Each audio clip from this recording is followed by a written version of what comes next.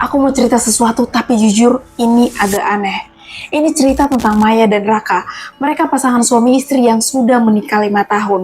Nah, setelah perjuangan panjang, akhirnya mereka berhasil membeli rumah di pinggir kota. Setelah 3 bulan mereka pindah ke rumah itu, mereka nggak pernah mengalami kejadian aneh. Setiap hari terasa normal, nggak pernah ada teror, nggak pernah ada kejadian mistis. Sampai akhirnya, suatu malam, Raka pulang kerja seperti biasa. Dia makan dengan istrinya, lalu mereka mengobrol sebentar. Karena si Raka ini sudah capek bekerja seharian, dia bilang ke istrinya, "Yang aku tidur duluan ya." Dengan santai istrinya mengiyakan, "Ya udah tidur aja sana, istirahat aja." Nah, nggak lama setelah itu, Maya pun ikut masuk ke kamar dan tidur. Saat tengah malam, tepatnya jam 12 malam, Maya ini kebangun karena mendengar suara ketukan dari depan pintu. Ketukannya pelan 3 kali, tok, tok, tok. Dengan keadaan setengah sadar, dia pikir suaminya lagi keluar dan lupa bawa kunci. Dia cuma bilang, "Masuk aja mas." Lalu beberapa detik, dia kembali tidur. Kalau kalian di posisi Maya, kalian bakal mikir itu suami kalian, bukan?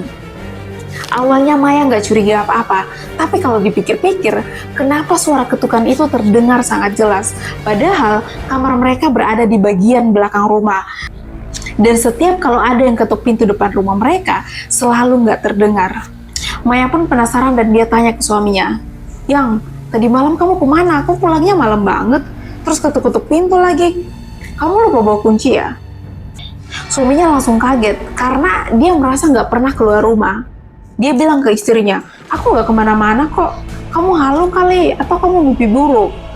Maya bilang ke suaminya, "Aku yakin kok ada yang ngetuk pintu." Tapi di situ, Maya masih mencoba berpikir positif. Mungkin itu hanya mimpi atau pikiran dia sendiri. Beberapa hari setelah kejadian itu, Maya gak pernah bisa tidur lagi. Setiap malam, dia selalu bermimpi ada yang mengetuk pintu. Dan saat tepat jam 12 malam, dia merasa ada yang berdiri di depan pintu kamar. Ada yang sedang beraktivitas di ruang tamu. Dia kadang dengar seperti ada suara orang berjalan, suara orang tarik kursi. Kadang dia sempat bangun dan lihat, itu suamiku bukannya? Dan setiap kali kejadian itu berlangsung, suaminya tuh selalu tidur di samping dia. Coba bayangin kalau kamu di posisi Maya, kamu bakal keluar dan cek apa yang ada di luar, atau kamu bakal tidur dan nutup kepala kamu dengan selimut? Coba tulis pendapat kamu. Hari terus berlalu, tapi Maya nggak pernah mau cerita ke suaminya. Puncaknya, pada suatu malam, suaminya ini sudah masuk ke kamar duluan. Maya masih duduk di ruang tamu sambil bermain handphone. Gak lama setelah itu, ada suara ketukan lagi di depan pintu. Jantung Maya langsung berdegup kencang. Dan gak lama kemudian, ada yang panggil dia. Mai, tolong bukain pintu." Suaranya persis banget dengan suara suami Maya. Maya yakin kalau Raka sudah kembali ke kamar tadi.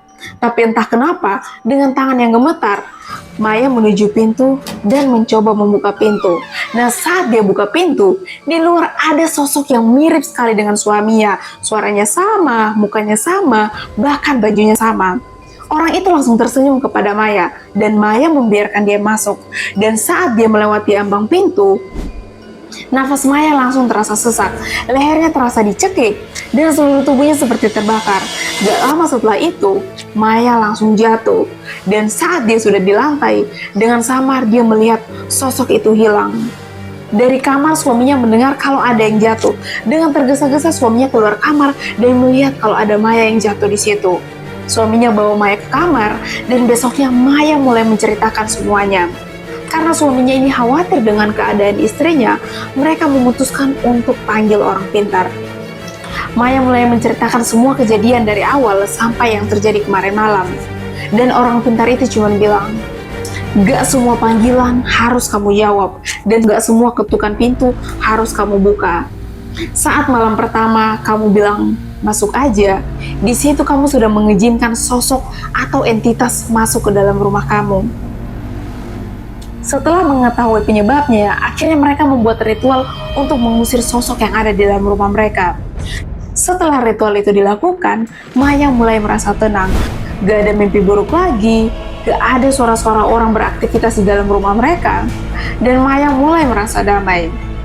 1 minggu kemudian, Maya dan Raka tidur seperti biasa, dan saat tengah malam, Raka bangun, dia melihat Maya gak ada di sampingnya.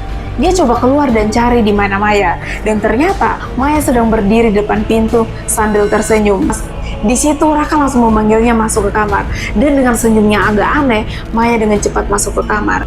Dan setelah malam itu, mereka nggak pernah terlihat lagi, bahkan tetangga pun nggak tahu kemana mereka pergi. Mereka seakan menghilang di telang bumi.